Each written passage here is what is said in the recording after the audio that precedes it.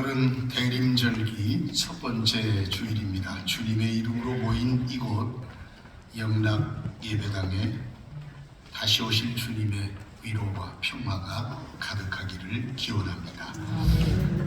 주님의 뜻 안에서 교회의 택함을 받고 오늘 장로로 세움을 받는 13분을 비롯하여 안수 집사로 세움받는 20분에게 진심으로 축하를 드립니다. 여러분의 섬기름을 통해서 교회와 하나님 나라가 더욱 든든하게 세워지게 될 줄로 믿습니다. 오늘 본문은 너무나도 유명하고 익숙한 말씀입니다. 이 말씀을 드리고 나서 조금은 후회를 했습니다. 어떻게 설교를 해야 할까? 이 본문 아브라함의 생애에 있어서 가장 극적인 장면이고 언제 읽어도 깊은 감동과 두려움을 주는 말씀이기도 합니다. 어느 날 하나님은 아브라함을 시험하기 위해서 이삭을 바치라고 명령하셨습니다. 여러분, 바치라는 말이 신학교 보내는 말, 장로 만들라는 말, 그런 정도의 말이 아니지 않습니까? 창세기 22장 2절을 보니까 이 명령은 네 아들, 네 사랑하는 독자 이삭을 데리고 모리아 땅으로 가서 내가 네게 일러준 한 산 거기서 그를 번제로 드리라는 말씀이었습니다. 여러분, 이게 무슨 말씀입니까? 번제란 가죽만 빼고 모든 것을 불에 살라서 하나님께 드리는 제사입니다. 하나님이 아브라함아라고 부르시기에 아브라함이 예, 제가 여기 있습니다라고 대답을 드렸는데 하시는 말씀이 네 아들, 네 사랑하는 독자 이삭을 데리고 모리아 땅으로 가서 내가 네게 일러준 한 산 거기서 그를 번제로 드리라고 하신 겁니다. 요즘 같으면 신문의 머리비삭감입니다. 광신자의 소행으로 비판받을 일입니다. 아무리 생각해도 전혀 하나님답지 않으신 말씀을 하신 것으로 생각됩니다. 자, 그런데요, 참 신기하고 이상한 것은 하나님으로부터 이렇게 엄청난 요구를 받은 아브라함이 아무런 질문도 그 어떤 감정의 표시도 하지 않고 있다는 겁니다. 아무리 하나님의 말씀이라고 해도 22장 2절과 3절 사이에는 뭔가 약간의 해설이 있음직한데 전혀 없습니다. 도무지 이해하기가 힘든 그야말로 엽기적인 살인을 지시하는 하나님의 명령에 이의 제기나 탄식의 장면이 없다는 말입니다. 사람의 마음은 섬세하고 연약하여 상처나고 무너지기 쉽습니다. 아브라함의 마음도 무쇠는 아닐진데 얼마나 아프고 쓰렸겠습니까? 여러분, 이삭이 어떤 아들입니까? 백세라는 고령에 얻은 자식입니다. 그런데 이 아들을 제물 삼아 불로 태우랍니다. 해도 너무하십니다. 이건 말도 안 되는 요구 아닙니까? 줄 때는 언제고 다시 달라고 하십니까? 이건 정말 모순이고 부조리입니다. 훔친 재물도 싫어하실 하나님께서 어떻게 사람을 죽여 제물로 받으시렵니까? 이삭을 가리켜 약속을 성취할 내 씨라고 하였는데 그가 죽으면 약속이 취소되는 것 아닙니까? 아마 제일 난감한 일은 평생 같이 살아온 아내에게 하나님, 제 아내에게는 뭐라고 설명을 해야 할 것이며 또 함께 살던 이웃들에게는 뭐라고 변명을 한단 말입니까? 이런 것이 네가 믿는 여호와 하나님의 은총이고 축복인가? 너의 하나님은 어디에 있는가? 라고 하면서 한껏 비웃을 그들에게 어떻게 답변을 한다는 말입니까? 정말로 하나님 이게 뭡니까? 라고 할 만한 상황입니다. 그런데 아브라함의 질문도 없지만 설명이나 이해를 구하는 하나님의 말씀도 없습니다. 이 정도의 명령이라면 왜 그렇게 해야 되는 정도는 알려주셔야 할 것 같은데요. 이 이야기 끝부분에 나오는 말씀처럼 이 시험은 아브라함이 하나님을 얼마나 경외하는가를 확인하시기 위한 시험이었습니다. 창세기 22장 1절을 보면요, 이 사건, 이 이야기가 시작되는 부분이죠. 이 일 후에라는 말씀이 나옵니다. 그것은 앞장에 있었던 어떤 일들을 이어서 말씀하는 것으로 보입니다. 21장을 보면 고대하던 약속의 자녀를 얻어서 잘 키우고 있었고 하갈과 이스마엘의 문제도 정리됐으며 거주하던 땅의 통치자 아비멜렉과의 관계도 평화스러워졌습니다. 그러니까 이렇게 생각해 볼 수 있습니다. 이렇게 모든 것이 잘 되고 형통하고 평안한 날에도 나를 기억하고 믿음을 잘 지키고 있느냐, 나를 여전히 그 어떤 것보다도 더 좋아하고 사랑하고 있느냐를 확인하시는 시험이라고 할 수 있습니다. 물론 우리는 이 사건의 전말을 다 알기 때문에 이렇게 말합니다만, 아무리 그래도 아브라함이 이삭을 바친다는 것은 여러 면에서 불가능한 일이었습니다.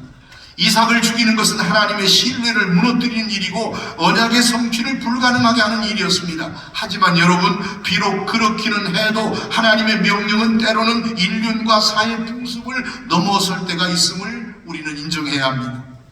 주님을 따르기 위해서 직업이나 부모 형제를 버려야 할 때도 있다는 말입니다. 우리가 알아야 할 것은 사실 하나님의 말씀은 윤리나 의리나 도덕은 아니라는 것입니다. 우리가 하나님께 절대적으로 순종할 수 있는 이유, 절대적으로 순종해야 할 이유는 그 명령의 내용이 합리적이거나 윤리적이거나 이성적이기 때문이 아닙니다. 명령하시는 분이 하나님이시기 때문에 우리는 그분께 순종하는 것인 줄로 믿습니다. 아브라함의 즉각적인 순종은요, 우리를 더욱 놀라게 합니다. 그는 아침에 일찍 일어나 하나님이 자기에게 일러주신 곳으로 길을 떠났습니다. 번제에 쓸 나무를 쪼개서 준비하고 두 사환과 이삭과 더불어 모리아 땅의 그 어떤 산을 향하여 길을 떠났습니다. 사람이라면 충분히 가질 수 있는 의심이나 불만이나 항변을 묻어둔 채 부조리와 모순을 속으로 사귀면서 아무와도 상의하지 않고 마치 지난날 하나님의 부르심을 받고 고향 친척 아버지의 집을 떠나 순례의 길을 출발했던 것처럼 묵묵히 순종의 길을 떠났습니다. 여러분, 순종이 뭡니까? 너무 쉬운 것 물어보면 다들 대답을 안 하시더라고요. 순종이 뭡니까? 순종이 히브리어로는 샤마라는 단어를 쓴 것 같아요. 근데 이 말이 뭔가 잘 들으란 얘기입니다. 어려운 뜻 아닙니다. 잘 듣고 잘 행동하라, 그런 것을 의미하는데요. 우리말의 의미는 순순히 복종한다라는 뜻이 있습니다. 아무 말 없이 순순히 말을 잘 듣는 것이 순종입니다. 다시 말하면 토달지 않고 예하는 것이 진짜 순종이라는 겁니다. 하나님의 말씀에 순종을 그렇게 하라는 겁니다. 그렇습니다, 여러분. 교회 일꾼의 최고의 덕목은 무엇일까요? 적어도 오늘 말씀을 보면서 할 수 있는 말이 있습니다. 말 없는 순종입니다. 예수님이 말씀하시니 물이 변하여 포도주 됐네라는 찬양이 있습니다. 말씀하시면 말씀하신 대로 되게 하는 것이 순종입니다. 예수님의 첫 번째 기적, 물이 포도주가 되는 과정에서 아무도 토달지 않았습니다. 오늘 교회의 중직에 세워지는 분들은 다 이런 일꾼들이 되시기를 축원합니다. 22장 4절을 보면 아브라함이 이래는요, 집 떠난 지 사흘 만에 하나님이 말씀하신 그 산이 보이는 곳까지 도착했습니다. 아마도 이 사흘 동안의 여정은 아브라함의 일생에서 가장 고통스러운 시간이었을 것이 분명합니다. 이제는 두 사환도 더 따르지 못하게 하고 희생 제물이 될 아들의 등에 그 아들을 태울 나무를 지우고 자신은 불과 칼을 들고 계속하여 걷습니다. 바로 그때였습니다.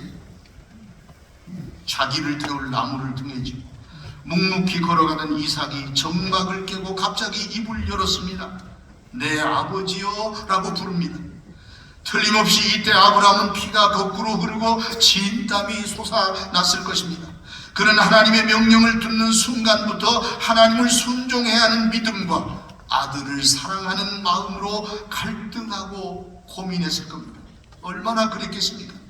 그러나 그는 태어난 척 아들의 부름에 대답합니다. 그래 아들아, 내가 여기 있다. 너 왜 그러니? 이삭이 묻습니다. 풀과 나무는 있거니와 번제할 양은 어디에 있습니까? 내 아버지여 하고 아버지를 부르더니만 이제는 문제의 핵심을 찌르는 질문을 던집니다. 이때 아브라함의 심정이 어떠했을까요? 어쩌면 이 순간이 이 실험의 클라이맥스인지도 모르겠습니다. 이 순간이야말로 자식을 사랑하는 부모라면 다 포기하고 발걸음을 돌이킬 수밖에 없는 순간이 아니겠습니까? 어느 부모가 계속 걸어갈 수 있겠습니까? 진정한 순종으로 나아가는 길은 이렇게 쉽지 않습니다.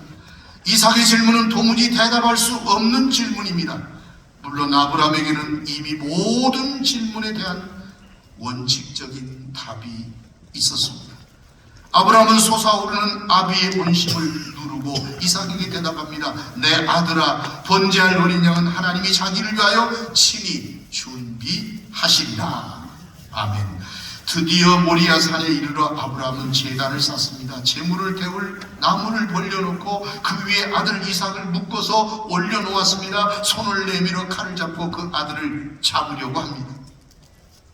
바로 그 순간 하나님이 아브라함을 막으십니다.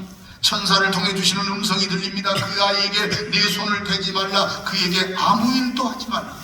네가 네 아들 네 독자까지도 내게 아끼지 아니하였으니 내가 이제야 네가 하나님을 경외하는 줄을 알겠노라. 아멘. 여러분, 아브라함의 순종은 말이 아니라 행동으로 나타나는 말없는 순종이었습니다. 그렇게 함으로 아브라함은 하나님께 인정받고 하나님께 감동을 드린 믿음의 주인공이 되었습니다. 오늘 영락교회의 중한 직분을 받으시는 여러분, 아브라함처럼 말은 없지만 행동으로 순종하는 일꾼 되어 하나님께 큰 기쁨 드리시기를 바랍니다. 우리 하나님의 뜻을 따라 사람을 구원하시려는 예수 그리스도의 사역은 오늘도 계속됩니다. 그리고 계속되는 이 구원 사역을 위해 희생의 제물이 될 사람을 하나님은 지금도 찾고 계시는 줄로 믿습니다. 오늘 우리가 살피는 장면은 사실상 예수님의 십자가를 예표하는 사건입니다. 제물은 어디 있느냐고 묻는 이삭의 질문은 나무는 십자가요 십자가는 있는데 이것을 짊어질 사람은 누구냐고 물으시는 그런 사람을 찾으시는 하나님의 음성이 아니겠습니까? 십자가는 수도 없이 세워졌지만 함께 못 박힐 희생 제물이 없이 십자가만 서 있어야 한다면 어떻게 하겠습니까? 직분을 받는 뿐만 아니라 오늘 우리는 모두 불과 나무는 있으나 제물은 어디 있느냐고 물으시며 또 찾으시는 하나님의 음성을 들으시기를 바랍니다. 누가 그리스도를 이어서 이 나무를 짊어지겠습니까? 누가 이삭처럼 교회와 하나님 나라를 위해서 제물이 되시겠습니까? 저는 오늘 직분 받은 분들이 그런 순종의 제물로 선택되었다는 것을 말씀드립니다. 여러분은 주님의 몸인 영락교회와 하나님 나라를 위해 희생하고자 묶인 제물로 택함받은 존재들임을 자각하시기를 바랍니다. 그리고 그것을 아주 영광스럽게 여기시기를 바랍니다. 그리고 기왕의 중직자로 세움을 받으니 하나님께 드려지는 제대로 된 희생 제물들이 되시기를 바랍니다. 하나님은 오늘도 내 아버지여 번제할 어린 양은 어디 있습니까? 가슴을 찌르는 아픈 질문에도 불구하고 묵묵히 하나님의 뜻을 따르는 아브라함처럼 순종하는 자를 찾으십니다. 그리고 아버지의 이상한 행동을 묵묵히 받아내는 이삭처럼 순종하는 자를 찾으십니다. 그런데 제대로 된 희생 제물이 되려면 우리는 묶여야 합니다. 즉 결박을 통한 희생이 필요합니다. 희생의 제물인 이삭은 묶여서 제단에 올려졌습니다. 우리는 이삭의 처지에서도 이 사건을 생각해 볼 필요가 있습니다. 이유도 모른 채 죽을 뻔했던 이삭의 심정을 이해할 수 있겠습니까? 여러분이 이삭이라면 이 상황을 받아들일 수 있겠습니까? 아마도 10중 8구는 자신의 부모가 나이가 들어 망령이 들었다거나 광신자가 되었다거나 드디어 미쳤다고 생각할 것입니다. 그런데 이삭은 자신의 몸을 내어놓습니다. 여러분, 이삭이야말로 참으로 순종의 사람인데요, 그가 말로 아버지를 이기지 못하겠습니까? 힘으로 아버지를 당하지 못하겠습니까? 이미 아브라함은 100살이 훨씬 넘은 노인이고 이삭은 제사에 사용할 나무를 지고 산에 오를 정도의 힘센 청년이 되었습니다. 그런데도 이삭은 아버지가 자신을 묶을 때에도, 결박당한 자신을 제단에 올릴 때에도 자기 몸을 아버지께 내어 맡겼습니다. 마지막 칼이 들어오기까지 무방비 상태로 있었습니다. 아브라함의 칼 앞에 잠잠했던 이삭의 모습은 마치 병정들의 창칼 앞에서 잠잠했던 예수 그리스도의 모습을 생각나게 합니다. 얼마나 철저한 순종입니까? 힘없어서 당하는 것이 아닙니다. 묶이고 자신을 태워버릴 나무 위에 눕고 자기를 찌를 칼을 기다리고 자기를 태울 불꽃을 기다렸습니다. 마음만 먹으면 얼마든지 노쇠한 아버지의 이 이해할 수 없는 행동을 뿌리칠 수 있었을 것입니다. 그러나 이삭은 아버지의 뜻에 묵묵히 순종합니다. 사실 묶였어도 벗어날 수 있고 뿌리칠 수도 있고 저항할 수도 있었습니다. 묶였기에 마치 아무것도 할 수 없다는 듯이 이삭은 그렇게 묵묵히 순종했습니다. 이삭의 일생이 비교적 평온하게 우리에게 받아들여지는 것은 그가 이미 평생토록 겪어도 다 못 겪을 엄청난 시련과 시험을 통과한 사람이기 때문은 아닐까 하는 생각을 해보았습니다. 그 역시 그것이 하나님의 뜻인 줄 알았기 때문입니다. 참된 희생이란 내 뜻과 내 행동과 내 자유가 주님을 위해서 묶이는 것입니다.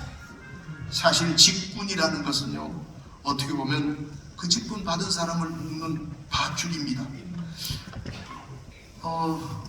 전에는 마음대로 말했는데 직분을 받고 보니 말도 못하게 됩니다. 말 한마디도 조심스러워지고 행동거지 하나하나가 조심스러워집니다. 묶였기 때문입니다. 묶였다고 여기기 때문입니다. 옴짝달싹 못하도록 묶여있기 때문입니다. 이제 오늘 임직자 여러분은 그 밧줄에 이삭처럼 단단히 묶여야 합니다. 묶여서 사는 사람이 되시기를 바랍니다. 교회 일꾼들은 묶인 사람들입니다. 그런데 우리는 어떻습니까? 여러분, 그럴 수 있겠습니까? 서로 다투어 재물되기를 원하면서도 서로 물고 찢고 갈라지는 이런 불순종의 모습이 우리에게 있지는 않습니다. 말로는 내가 가장 적절한 재물이니 날 뽑아달라고 해놓고, 우리 영락교회는 그런 일이 없을 줄 압니다. 그런데 가끔 보면 교회들마다 날 뽑아달라고 그렇게 애썼는데 나는 안 뽑아줬다. 저 옛날에 그래서요, 고소당한 적이 있습니다. 저하고는 아무 상관없는 일인데 왜 나를 걸고 넘어지더라고요. 왜 나를 안 뽑아줬냐는 거예요. 내가 그렇게 뽑아달라고 목사님한테 사인을 보냈는데, 내가 뽑을 수 있으면 제가 뽑지만은 내가 뽑는 거 아니잖아요. 교인들이 뽑잖아요. 그런데 그렇게 해놓고는 정작 희생의 자리에서는 모습을 감추는 것이 내 모습은 아니냐는 것입니다. 바울 사도의 가르침대로 사람이 감독의 직분을 사모하여 얻고자 하는 것은 선한 일에 속합니다. 초대교회 당시에 감독이 되는 것은 온전한 헌신과 희생이 요구되었던 것만큼 대단히 어려운 것이었습니다. 그 어려운 것을 사모하고 자청하니 선하다는 것입니다. 이 점은 지금도 마찬가지입니다. 교회의 직분자가 되고자 하는 것은 선하고 가치 있는 일입니다. 그런데 헌신하고 얼마나 희생하느냐가 문제입니다. 그렇게 사모하고 영광스럽게 여기는 직분을 받은 뒤에 어떻게 하느냐는 겁니다. 여러분이 받게 될 직분은 명예나 권세가 아닙니다. 계급도 아니고 교권도 아닙니다. 벼슬이나 받은 것으로 착각하면 안 됩니다. 착각은 자유지만요, 교회의 항존 직분자가 되는 것은 신분 상승 정도로 생각하면 절대 안 됩니다. 그리고 그렇게 자꾸 올라가는 길에서는 예수님을 만나기 어렵습니다. 자꾸 내려가는 길에서 주님을 만난다고 그 유명한 무슨 헨리 나무인인가 하는 영성신학자가 말했어요. 내려가는 길에서 주님을 만나요. 올라가는 길에서는 주님 만나기가 어려웠다고 그의 경험을 말하는 것을 본 적이 있습니다. 예수님은 하나님이시면서도 사람으로 내려오셨습니다. 세리나 장이나 죄인들의 친구가 되었습니다. 세례 요한의 턱 밑으로 들어가셨습니다. 무슨 예수님이 아쉬운 게 있다고 세례 요한에게 세례를 받는단 말입니까? 기독교는 내려가는 길에서 예수님을 만나고 은혜를 받습니다. 오늘 직분 받는 분들은 올라갔다 여기지 말고 내려가시기 바랍니다. 섬기는 직분이요 희생의 직분이기 때문입니다. 설교를 마치는 부분이 돼야 되는데 이런 얘기를 해도 괜찮을지 모르겠어요. 여기 이기현 목사님 뒤에 앉아 계신데 사실 몇 년 전에 제가 이기현 목사님의 교회 헌신예를 갔다가 이 예화를 쓴 것 같아요. 그래서 안 써야 되냐 써야 되냐 고민하다가 쓰기로 마음속에서 작정했습니다.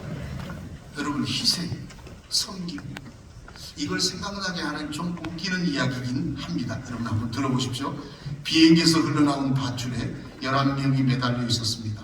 그들은 밧줄이 끊어져 모두가 죽지 않으려면 그들 중에 한 사람은 내려야 한다는 결론을 내렸습니다.